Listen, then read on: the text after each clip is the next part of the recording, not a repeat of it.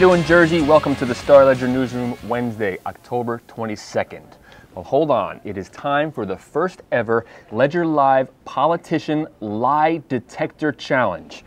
This morning, I put out calls to the top Republican in the New Jersey Assembly and the top Democrat in the state Senate, offering to host a polygraph test and settle once and for all a heated dispute that has arisen between these two men. Republican Alex DeCroce is accusing Democrat and former Governor Richard Codey of threatening him and tempting him with state money in order to keep the GOP from obtaining documents that would have shown how the Democrats doled out state grant money. Now, Codey, he says this never happened. Not in a million years is the way he put it in this morning's paper. DeCroce, meanwhile, is sticking by his story and offered to take a lie detector test in order to settle it. Well, we are here to help.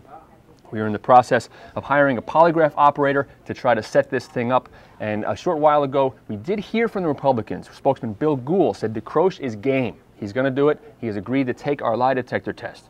Now, we have not heard from the Democrats. We have not heard from Codey's people as to whether he'll take our lie detector test.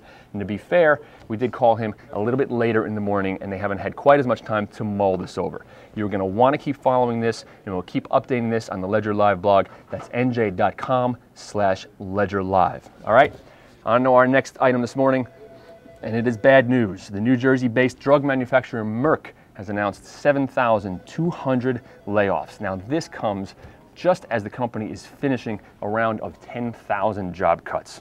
I met a short while ago with Ed Silverman. He's the author of Pharmalot.com, that is a popular drug business blog, to talk about all this. So the financial industry, the housing industry, these industries have taken a huge hit, and it's been a huge hit for New Jersey. But I would have thought that the pharmaceutical industry was a little bit buttressed against what's going on in the larger economy. Well, each company has its own problems. Merck, for instance, has suffered an enormous hit this year with declining sales of one of its key drugs, a cholesterol pill it sells with shearing plow called Vitorin. It's also had a rough ride trying to convince more women to get vaccinated for HPV with the Gardasil vaccine. But what they have in common with all the other drug makers has been something that's occurred the last couple of years or so, which is the loss of patent protection for some of the biggest sellers, which has meant that they face more generic competition lately. And that happens to be occurring. It's a structural issue for the entire pharmaceutical industry. Unfortunately for them, it happens to be occurring in the same window where this recession is taking place. So it's like a double whammy.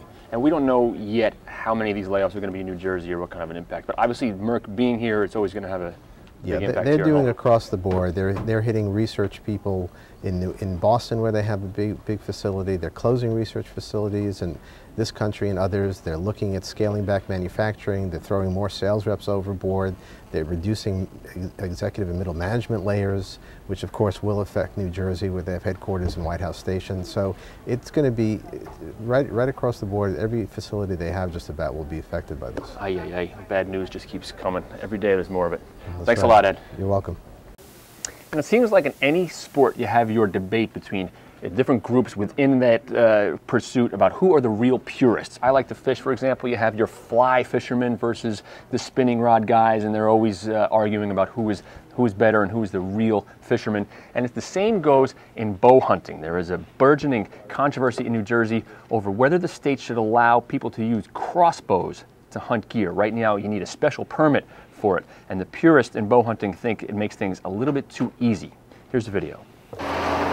Rich Peter broke his neck skiing 5 years ago and no longer has the strength to hunt with a compound bow. He's now among the few sportsmen allowed to legally hunt with a crossbow, a weapon that has many critics. Since medieval times, crossbows have had a horrible reputation. You manually cock it, which I can't physically do, but I got a permanent disability permit, and I'm permitted to use a crossbow. Crossbow use in New Jersey is very, very controversial right now. Next year, the division wants to allow crossbows as part of the regular archery season. I think it's a huge advantage, but it's so loud. Yeah. You know, once you get your shot at your deer, the deer for square miles out of it. Although critics say the crossbow makes hunting too easy, Peters predicts the greater crossbow use will help the sport. We'll get a lot of archers who are now on the sidelines back into deer hunting in the fall. All right, that wraps up today's show. Listen, we want to hear from you. Send us photos, videos, emails, whatever you've got. you can shoot that to us at ledgerlive@starledger.com, and of course you can log on, sound off on the news blogs at NJ.com. Keep checking back, and of course you want to keep your eye on our lie detector challenge. Still no phone call from the Democrats. All right, Jersey, take it easy.